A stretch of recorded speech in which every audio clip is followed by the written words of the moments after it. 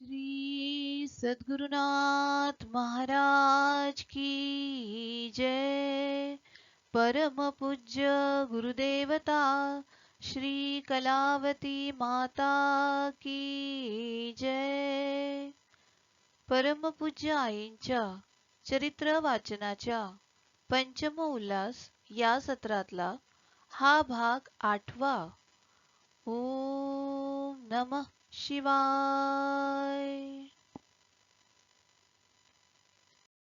आमच्याकडे रोज भजनाला भगवंत रेड्डी यांची पत्नी येत असे. रेड्डी जरी पुष्कळ श्रीमंत होते तरी त्यांचा अत्यंत लोभी स्वभाव होता. त्यामुळे पत्नीच्या हातात कधी एक पैसा देखील ते देत नसत. त्यांच्या पत्नीचा एकुलता एक भाऊ होता.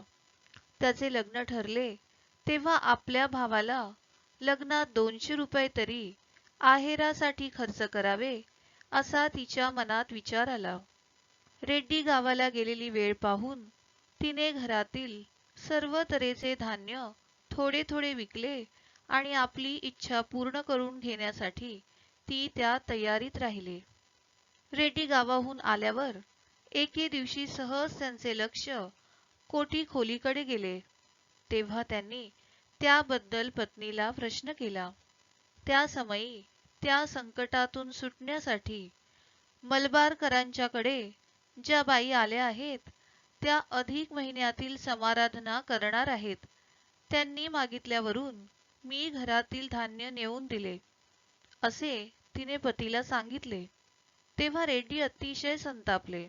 त्या भरात ती बाई जर असे सर्वांना लुबाडते तर आत्ताच्या आत्ता जाऊन त्या बाईची मी चांगलीच खरडपट्टी काढून येतो असे म्हणून ते लगेच घराबाहेर पडले.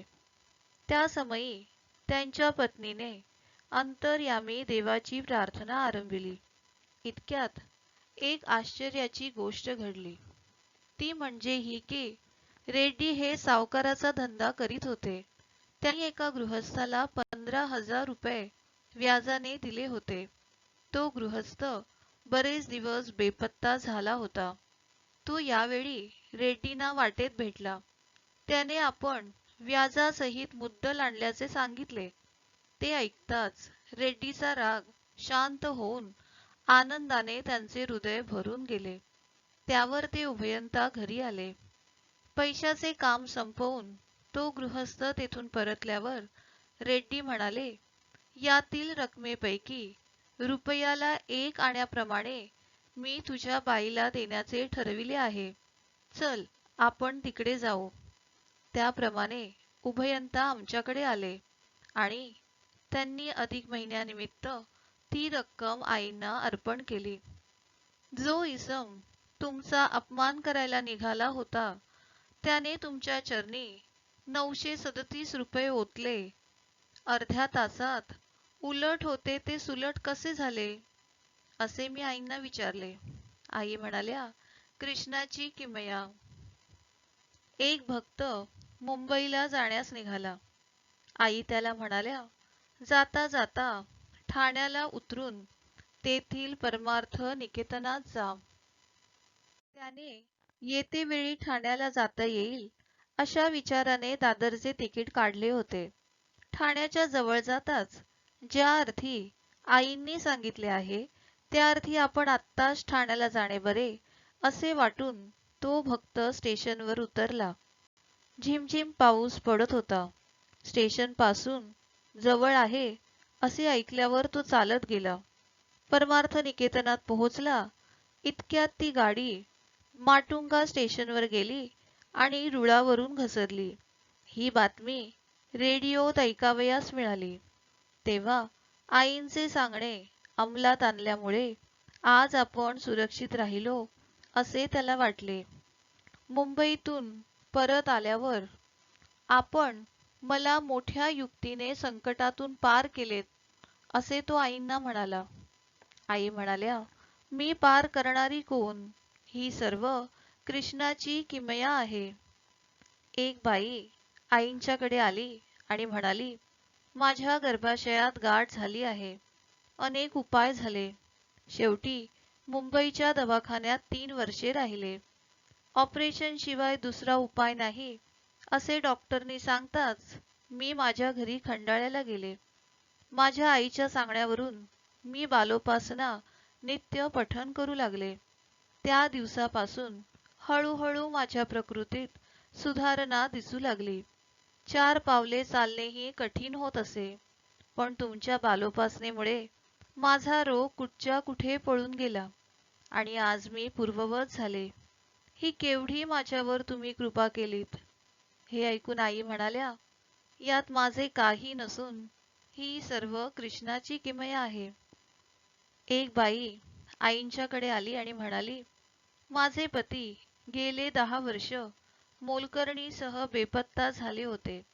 मी सकाळी बालोपासना आणि रात्री नित्योपासना ही पुस्तके वाचण्याचा नेम ठेवला. सांगण्यास आनंद वाटत आहे की 8 महिने झाले तुमच्या कृपेने त्यांचे परत घरी येणे झाले असून पूर्वीप्रमाणे सध्या आमचा संसार सुरळीत चालला आहे. आई, तुम्ही माझ्या जन्माचे कल्याण केलेत. आई म्हणाल्या, मी कोण करणारी? ही सर्व आहे कृष्णाची किमया. एक बाई आईंच्याकडे आली आणि म्हणाली, 5 वर्षे मी संधिवाताने आजारी होते. त्यामुळे हे दुसरे लग्न करायला तयार झाले होते. माझ्या बहिणीच्या सांगण्यावरून मी रोज सकाळी आंघोळ झाल्यावर बालोपासना म्हणू लागले आणि ह्यांना सांगितले की 6 महिन्यात जर माझे दुखणे थोडेफार बरे झाले नाही तर तुम्ही खुशाल दुसरे लग्न करा. आश्चर्याची गोष्ट ही की त्याच दिवसापासून माझे दुखणे थोडे थोडे कमी कमी होत गेले. 3 महिन्यात माझी प्रकृती चांगलीच सुधारली. आपल्या कृपेने माझ्यावर ओढवलेले घोर संकट टळले. अगं, उगीच माझे नाव का घेतीस? ही सर्व आहे कृष्णाची किमया, असे आई म्हणाल्या. एक बाई आली आणि म्हणाली, गेल्या शिवरात्रीला माझी मुलगी सरला आणि मुलगा अरविंद या दोघांना मी आपल्याकडे घेऊन आले होते. दोघेही मुकी असल्याची तक्रार सांगितल्यावर आपण त्यांना ओम नमः शिवाय म्हणायला सांगितले.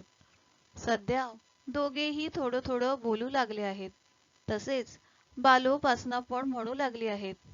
मुलगी आपल्या वर्गातील मुलांना बालोपासना शिकविते ते पाहून तिची वर्ग शिक्षिका एके दिवशी माझ्याजवळ आश्चर्य व्यक्त करू लागली. एकूण आपल्या कृपेने दोघेही बोलू लागले आहेत. आई म्हणाल्या, माझ्या हातात काय आहे? ही सर्व कृष्णाची किमया. एक शाळा मास्तर म्हणाला, मी व माझे 4घे विद्यार्थी असे आम्ही 5 जण पुण्याहून मुंबईला जाण्यासाठी स्टेशनवर आलो. पण गाडी सुटण्याची वेळ असल्याने घाईघाईत शेवटच्या डब्यात चढलो. प्रत्येकाच्या खिशात बालोपासना होतीच.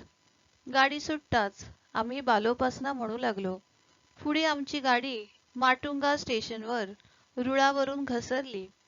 पण आमच्याकडून घडत असलेल्या उपासनेच्या प्रभावामुळे आमचा डबा सुरक्षित राहिला. एकूण आम्ही तुमच्यामुळेच पार झालो. आई म्हणाला, यात माझे काही नाही. ही सर्व आहे कृष्णाची किमया. एक तरुण आईंच्या जवळ आला आणि म्हणाला, मी आपल्या कृपेचे थोडे वर्णन करणार आहे. मी मेडिकल कॉलेजला पहिल्या वर्षाला गेलो तेव्हा माझे वडील मला म्हणाले, बंड्या, यंदा मी तुझे लग्न करणार. मी म्हणालो, अजून 5 वर्षे लग्नाची गोष्ट काढू नका. तेव्हा ते हट्टाला पेटले, यंदा तुझे लग्न करीन तरच मी नावाचा पुरुष, असे म्हणून ते त्या खटपटीला लागले. परंतु काहीतरी विघ्न येऊन लग्न मोडे. याप्रमाणे दरवर्षी विघ्न येऊन 5 वेळा ठरलेले लग्न मोडले. मी प्रार्थना करून बालोपासना रोज वाचित होतो. एकूण तुमच्यामुळे मी निर्विघ्नपणे परीक्षा उत्तीर्ण झालो. अरे, उगीच कशाला माझे नाव घेतोस? ही आहे कृष्णाची किमया, असे आई म्हणाल्या. एक तरुण आईंच्याकडे आला आणि म्हणाला, मला 5-6 महिने बसायला येत नव्हते. डॉक्टरला दाखविल्यावर त्यांनी एक्सरे काढला आणि अस्थिव्रण असल्याचे सांगितले. शक्यतो लवकर ऑपरेशन करावे लागेल, औषधोपचार त्यावर चालणार नाही, असेही सांगितले. दुसरे दिवशी आपले चरित्र वाचावयास मिळाले. चरित्राचा मी एक सप्ताह केला. त्यावर मला बसायला येऊ लागले. त्यानंतर जोड देवळात मी भजनाला जायला सुरुवात केली. त्या दिवसापासून माझे दुखणे हळूहळू कमी कमी होत गेले. 15 दिवसानंतर डॉक्टर मला भेटले. माझा चेहरा पाहून तुमची प्रकृती सुधारलेली दिसते, असे म्हणून त्यांनी आश्चर्य व्यक्त केले. तरी एक्सरे काढून पाहू, असे ते म्हणाले. पण एक्सरेत काहीच निघाले नाही. एकंदरीत भजनाने त्या कठीण रोगापासून मी मुक्त झालो. ही सर्व आपलीच कृपा. यात माझी कृपा कसली? सर्व आहे कृष्णाची किमया, असे आई म्हणाल्या.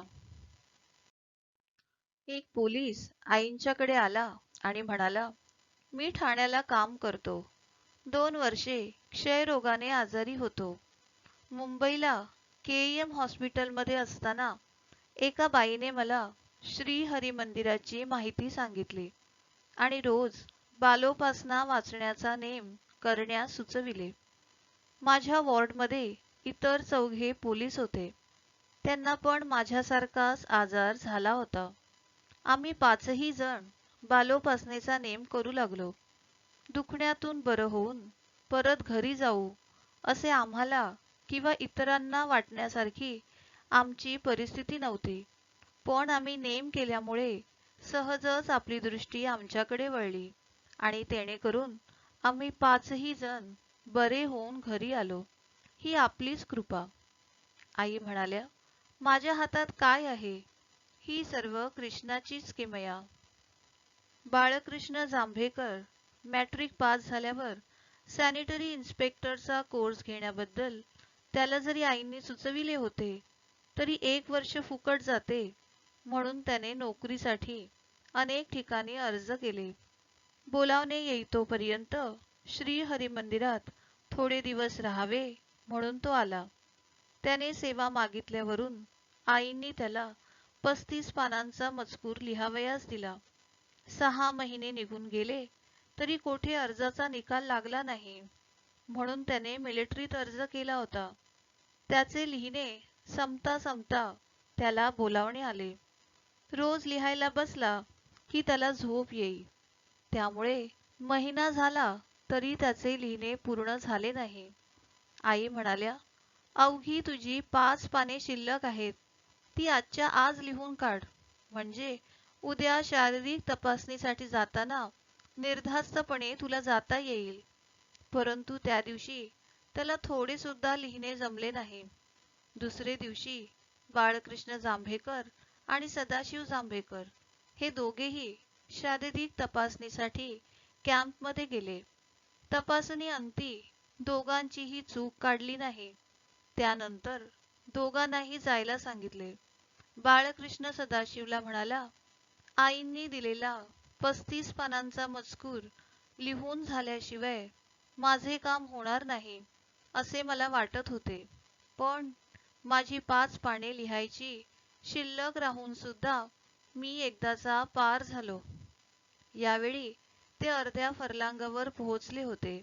इतक्यात तपासणाऱ्यांनी बाळकृष्ण जांभेकराला बोलावणे धाडले आणि तुमचे दात दाखवा पाहू. ओ, तुम्हाला दोन्ही सुळे नाहीत की? आता चला, असे म्हणून त्याला त्यांनी पाठविले. श्री हरिमंदिरात आल्यावर ही सारी हकीकत बाळकृष्णाने आईंच्या पुढे सांगितली आणि म्हणाला, एकूण काय, प्रथम आशा दाखविली आणि शेवटी मला निराश केले. त्यावर त्याने आईंना विचारले, प्रथम दात न बघता नंतर मुद्दाम बोलावून दात बघितले, हे कसे? आई म्हणाल्या, हीच तर कृष्णाची किमया. एके दिवशी रात्री 8च्या सुमारास एक सोवळी बाई आमच्या घरी आली आणि मी खेड्याची आहे. आजची रात्र इथे राहून आईंचे कीर्तन ऐकणार आणि उद्या सकाळी घरी जाणार या विचाराने आले आहे, असे म्हणाले. आमच्या दक्षिण कानडा जिल्ह्यात घरी कोणी बसायला आले की पान, सुपारी, चुना, तंबाखू इत्यादी विड्याचे सर्व साहित्य एका ताटात घालून त्यांच्या पुढे ठेवण्याची पद्धत आहे. त्याच्याबरोबर पीकदाणे पण ठेवली जाते. त्याप्रमाणे मी त्या बाईच्या पुढे नेऊन ठेवले आणि मी आपल्या कामाला आत गेले. इतक्यात जसे दिसते तसे नसते म्हणून मनुष्य फसतो, असे आई म्हणाल्या. तेव्हा त्याचा अर्थ समजून घेण्याची माझ्या ठिकाणी कुतूहलता निर्माण झाली. त्यामुळे त्याबद्दल आईंना मी प्रश्न केला. तेव्हा आई म्हणाल्या, नंतर सांगेन. ती बाई व्हरांड्यावर पान खात बसली असता तिच्या एकंदरीत हालचालीवरून ती बाई नसून मापळी पातळ नेसून आला असावा असे आईंना वाटले. परंतु माझा भित्रा स्वभाव आणि हे पण परगावी गेलेत म्हणून आईंनी पोलिसांना गुपचूप त्याबद्दल वर्दी दिली. पोलिसांच्या चौकशीत आईंचा तर्क खराच ठरला. त्यावर आई, आज तुम्ही माझ्यावरचे केवढे मोठे संकट दूर केलेत. तुम्हाला ती पुरुष असल्याचे कसे हो समजले, असा मी प्रश्न केला. हिलाच कृष्णाची किमया म्हणतात, असे आईंनी उत्तर दिले. ओम नमः शिवाय.